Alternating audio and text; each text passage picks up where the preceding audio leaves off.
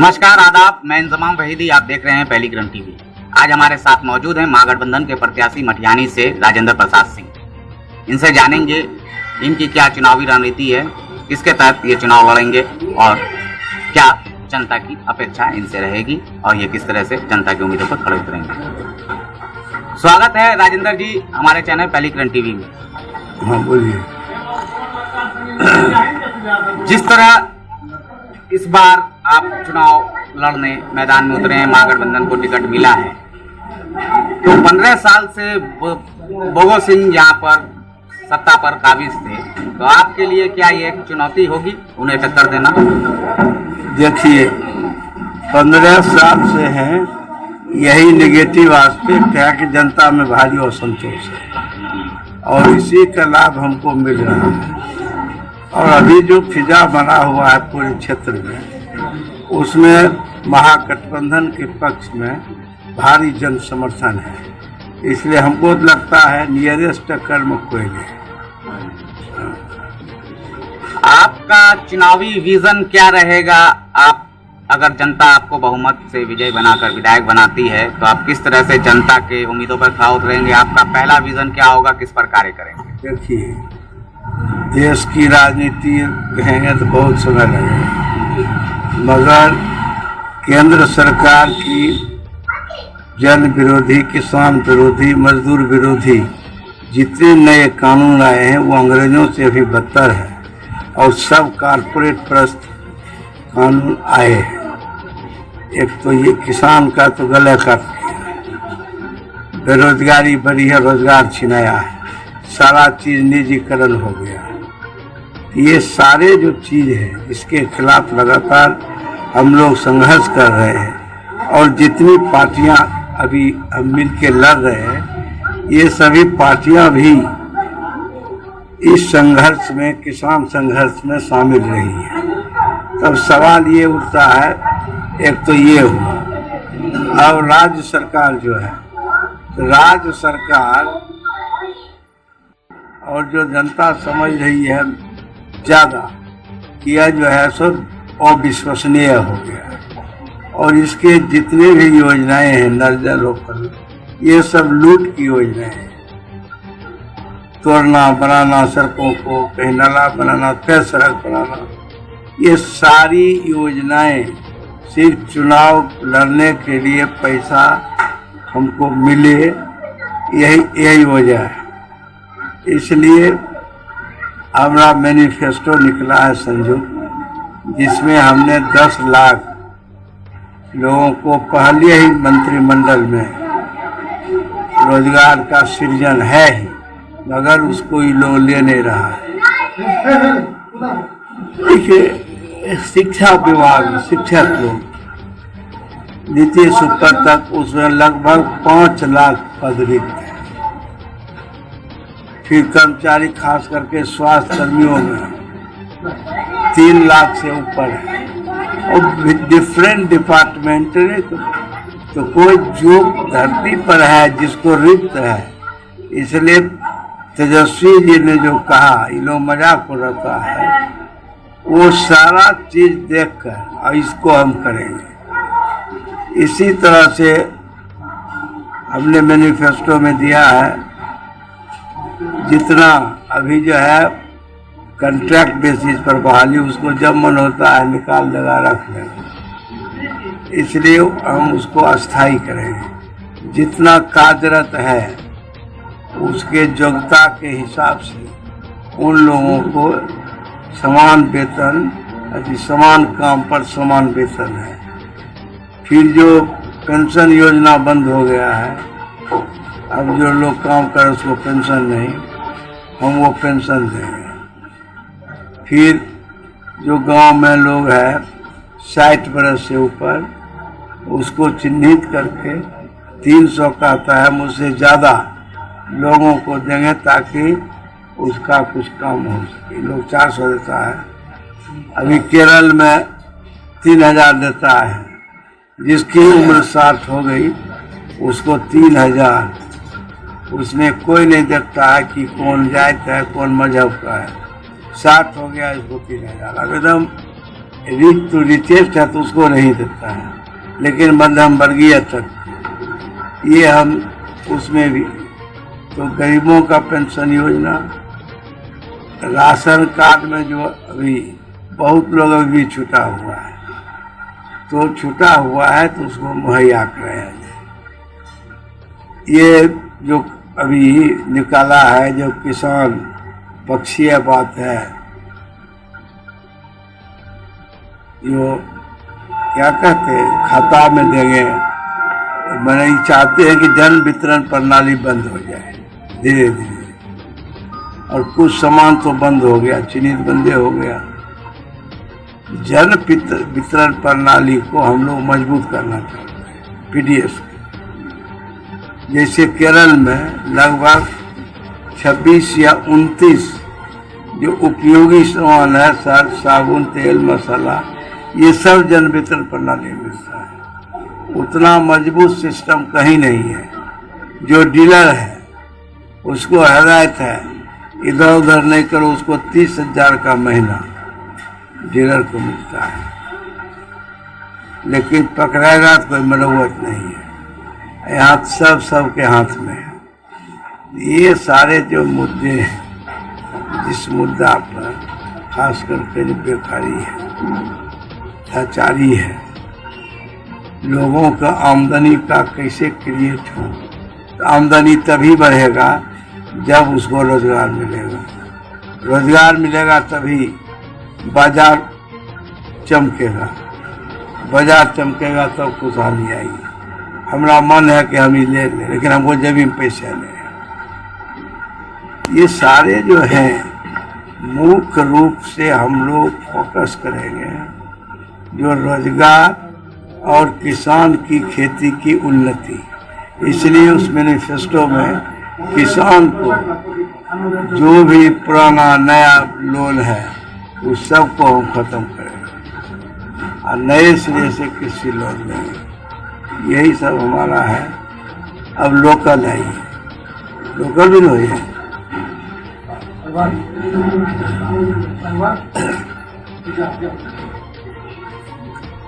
मटिहानी विधानसभा में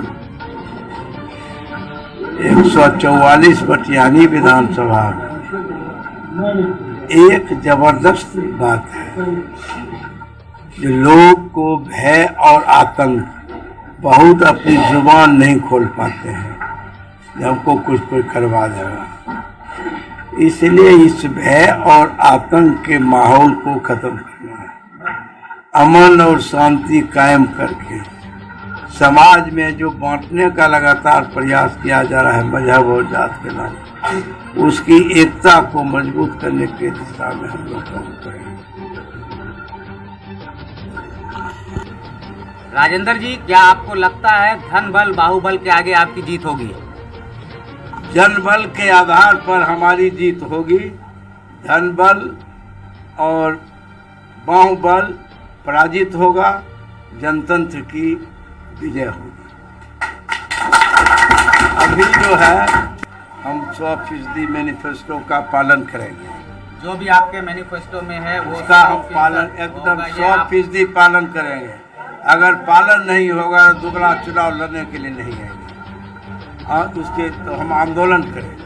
आप आंदोलन करेंगे। हाँ, ये जनता को आप आश्वस्त करते हैं कि जो भी आपने मैनिफेस्टो में दिया है वो 100% होगा। हाँ, अगर ये नहीं होता है तो आप आंदोलन के बल पर उसको हासिल करेंगे। दूसरा, इस इलाके का एक महत्वपूर्ण सवाल है, वो है कसा बरियाई का जमीन का मुद्दा। कसा दीरा का है जमीन का मुद्दा, जो रामदिरी और दूसरे गांव के किसानों का 625 एकड़ उनके अंग्रेज टाइम से उनके पुरखों के नाम से हाल फिलहाल 3-4 साल पहले तक रसीद करता था, और वो रसीद इधर बंद कर दिया। सरकार कहती है नहीं, ये हमारा है। ये चल रहा है संघर्ष। और विधायक को जब कहा गया था, हमको कोनो न्योता दिया था आने के लिए आंदोलन में, जब आते तो आज इस मुद्दा को जनता के सहयोग से और हम किसानों को इसको वापस करें। और आने वाली सरकार तो हमारी आ ही रही है, तब हमको कोई दिक्कत नहीं है। लेकिन इस संकल्प के साथ वो कसा दियारा का जो ज़मीन है रमदी और दूसरे गांव अगल बगल के गांव का, उस ज़मीन को हर हालत पर मुक्त कराकर किसानों की जीविका छीनने नहीं दें। अब्दुल जब्बार जी, आप स्टार प्रचारक के तौर पर देखे जा रहे हैं, तो आपको क्या लगता है जनता आपकी उम्मीदों पे खड़ी उतरेगी?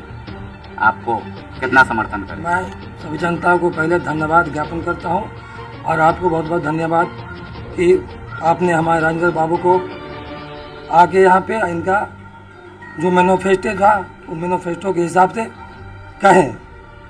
मेरा कहने का यह मतलब है कि आपने सवाल किया कि आपके मैनिफेस्टो में लिखा हुआ आप नहीं देंगे तो इसके विरोध में क्या करेंगे। तो हमारे राजेंद्र बाबू ने बोले कि हम सरकार से आंदोलन करेंगे। हम बोलते हैं सरकार से आंदोलन नहीं, अपने सपोर्ट को हम खींच लेंगे। अगर ये मैनिफेस्टो के हिसाब से नहीं दिया जाएगा जनता को कोई भी काम, तो हम सरकार को गिरा देंगे। मैं जनता से आश्वस्त करना चाहता हूं कि आप लोग महागठबंधन को तन मन से वोट दें और हमारे राजेंद्र बाबू को मटियानी विधानसभा से और CPIM जो हमारे CPIM के प्रत्याशी है राजेंद्र प्रसाद सिंह, उनको भारी मतों से विजय बनाए। इसी शब्दों के साथ मैं सबको सलाम आदाब। और मैं राष्ट्रीय जनता दल का प्रखंड का उपाध्यक्ष हूँ। मेरा नाम अब्दुल जब्बार, ग्राम पोस्ट नूरपुर का रहने वाला। इसी के साथ मैं अपने वाणी को विराम देता हूं। अरविंद जी, आप क्या देखते हैं इस चुनाव का समीकरण क्या होगा? हम इस चुनाव के समीकरण को इस रूप में देखते हैं। यह लड़ाई महागठबंधन NDA के खिलाफ लड़ रही है और NDA 6 साल से केंद्र में है और नीतीश जी 15 साल से बिहार में, और इन्होंने जो पाला बदला इससे बिहार की जनता काफ़ी नाखुश हो गई। ये पाला बदल के कहाँ गए, लेकिन इन्होंने कहा था कि हम केंद्र सरकार से बिहार को विशेष राज्य का दर्जा दिलाएंगे। इसीलिए हम पाला बदले हैं कि बिहार को विकास के रास्ते पर आगे ले जाएंगे। लेकिन हुआ ये सब बात उल्टा। मोदी जी कहे सबका साथ सबका विकास करेंगे, लेकिन 6 साल के अंदर नीतीश जी मोदी जी दोनों सरकार से पूरे देश का नागरिक तो त्रस्त है ही, भयभीत है ही। बिहार की जनता काफी परेशानी हालत में है। चूंकि बिहार में कोई कल कारखाना नहीं है, मात्र एक तेल शोधक कारखाना को छोड़कर आज तक अभी फर्टिलाइजर का निर्माण हो ही रहा है, लेकिन कारखाना को छोड़कर के बिहार में खेती के सिवा कोई आय नहीं। लेकिन हमारे बिहार के लोग पूरे देश में हर कोने में जाकर के काम करने के लिए जाते थे, और यह सरकार एक ऐसी कोई व्यवस्था पैदा की कि इसके मंदी से, कारपोरेट की व्यवस्था से, मंदी से पूरा कल कारखाना बंद हो गया। कोरोना वायरस बीमारी है, इसको हम लोग मानते हैं। पहले भी 100 साल 50 साल में वायरस बीमारी उठता था, लेकिन इस वायरस बीमारी के ओट में मोदी जी अपना सिर छुपाने की बात किए और इसको इतना न हाईलाइट किए, लोग के इतना न भयभीत किए नीतीश जी या मोदी जी कि हम एकाएक तानाशाह के तरह कर्फ्यू लागू करके लॉकडाउन कर दिया, जिसमें हमारे बिहार वासी देश के अनेक प्रदेश में जहां के तहां जो मजदूरी करते थे सब कल कारखाना बंद हो गया, और कहे कि हम सबको सुरक्षित रखेंगे, सबकी व्यवस्था करेंगे। कहीं कोई खाने पीने की व्यवस्था, उनको रहने की व्यवस्था नहीं हुई। वो लोग लाचार होकर के, वैसी परिस्थिति में आप तमाम लोगों ने देखा कि पैदल बाल बच्चे के साथ बूढ़े माँ बाप के साथ पैदल आ रहे थे, कितना रास्ते में मरे भूखे प्यासे, कितना रेल से कटे, एक्सीडेंट हुए। ऐसी हालत में नीतीश जी भी गद्दारी किया और राज्य के लोग जिस तरह से अपने छात्र को, अपने मजदूरों को लाने का काम किया, नीतीश जी ने कहा कि नहीं हमारा सब सुरक्षित है। ये इनकी गद्दारी हुई। साथ साथ इनके व्यवस्था से, एनडीए के व्यवस्था से आज इतनी महंगाई बढ़ गई है कि लोग पूरा जनजीवन परेशान है। और खास करके ये जो कहे थे सबका साथ सबका विकास, नीतीश जी ने कहा था कि हम सुशासन पैदा कर रहे हैं, बिहार को आगे ले जा रहे हैं। उसके बदला पूरे बिहार के अंदर बेरोजगारी इतनी बढ़ गई है, महंगाई इतनी बढ़ गई है, भ्रष्टाचार इतना बढ़ गया है, अपराध इतना बढ़ गया है कि लोग एकदम हर रास्ते से अंधकार में पड़े हुए। लोग चाहते हैं कि हम इस महागठबंधन के माध्यम से नया बिहार बनावे। इसी बात का संकल्प है। इसीलिए ये 5 पार्टी, ये तमाम 5 पार्टी राष्ट्रीय पार्टी है, एक साथ, इधर उधर वाले लोग कोई इसके साथ नहीं। नीतिगत मैनिफेस्टो बना है कि एनडीए सरकार से जितनी भी व्याधि उत्पन्न हुई है, बेरोजगारी हो, महंगाई हो, भ्रष्टाचार हो, अपराध हो, इस सब को रोकेंगे, नया बिहार बनाएंगे। और बिहार में गुंजाइश है सरकार जितना अभी पब्लिक सेक्टर बचा हुआ है। एक तो सबको मोदी जी और नीतीश जी खत्म कर रहे हैं, जो बचा हुआ है उसमें गुंजाइश है 10 लाख लोगों को रोजगार देने का तुरंत। क्योंकि शिक्षा विभाग में देखिए काफी स्थान रिक्त है, स्वास्थ्य विभाग में देखिए काफी स्थान रिक्त है, इसी तरह से अन्य विभाग में, पशुपालन विभाग में रिक्त है, कृषि विभाग में रिक्त है। ये तमाम जगह पर हमारी नई सरकार, महागठबंधन की सरकार बनेगी, जिसका नेता तेजस्वी होंगे और उनके नेतृत्व में तुरंत यह पहला काम होगा कि 10 लाख बेरोजगारों को तुरंत काम दिया जाएगा और ये तमाम चीजों पर लगाम लगाया जाएगा। एक तरफ मोदी जी सब चीज का प्राइवेटीकरण कर रहे हैं और दूसरे तरफ कहते हैं कि हम जनता को लेके आगे बढ़ेंगे। आप बताइए, शिक्षा के बजट में कटौती, रेल को प्राइवेट कर दिया, स्वास्थ्य को प्राइवेट करने जा रहे हैं। इस तरह से आम आदमी जिसके पास कोई नौकरी नहीं है, रोजगार नहीं है, एक बुखार में 5,000 10,000 रुपया लगता है। एक बुखार को छुड़ाने में, गंभीर बीमारी कहते हैं कि हम 5 लाख रुपया प्रधानमंत्री योजना से दे रहे हैं, कहीं नहीं मिल रहा है, वो डॉक्टर और मंत्री लूट लेते हैं। इसी तरह से तेल शोधक कारखाना का विस्तार हो रहा है। प्रदूषण से पूरे इलाके की जनता, वायु प्रदूषण, जल प्रदूषण, ध्वनि प्रदूषण सबसे तबाह है, लेकिन इस इलाके के लोगों को काम नहीं मिलता है। इस बार ऐलान किया है महागठबंधन के माध्यम से, उम्मीदवार को जिताकर रिफाइनरी में हम अपराध को पनपने नहीं देंगे, स्थानीय नौजवानों को काम दिलाएंगे, उनके हक की सुरक्षा करेंगे, हम किसान मजदूर को हक दिलाएंगे। आज नीतीश जी हमारे किसान का बीमा छीन दिए। बीमा पहले था तो ये जो आपदा होता था, वर्षा बाढ़, उसमें फसल खत्म हो जाता था। हमारे जनप्रतिनिधि, हमारे तमाम जनप्रतिनिधि सरकारी मुलाजिम से जांच करवा के रिपोर्ट पेश करते थे, हर किसान को मुआवजा मिलता था। आज बीमा को प्राइवेट कर दिया गया। ये तमाम सरकारी मुलाजिम मिल करके प्राइवेट कंपनी को मुनाफा दे रहा है, हमारे किसान मर रहे हैं। और दुर्गा का समय है, दुर्गा का संकल्प लेते हैं कि हम राक्षस को, एनडीए से राक्षस सरकार व्यवस्था को हटाएंगे, नया बिहार बनाएंगे। इन्हीं शब्दों के साथ लोकल अपील हमारा यही है कि इस क्षेत्र का नौजवान, इस क्षेत्र का जनता, इस क्षेत्र का किसान मजदूर, ये हमारा पूरा संकल्पित है कि हम अपने महागठबंधन के उम्मीदवार राजेंद्र प्रसाद को जिताकर हंसुआ, हथौड़ा, तारा छाप पर मुहर देकर विजयी बनाएंगे और नया बिहार बनाएंगे। इन्हीं शब्दों के साथ अपनी बात करते। ये थे हमारे साथ मटिहानी विधानसभा से महागठबंधन के उम्मीदवार राजेंद्र प्रसाद सिंह, जिन्होंने बताया कि किस तरह वो चुनावी एजेंडे पर चुनाव लड़ेंगे और जनता के बीच जाएंगे। ताज़ा तरीन अपडेट के लिए जुड़े रहें हमारे साथ। नमस्कार, आदाब।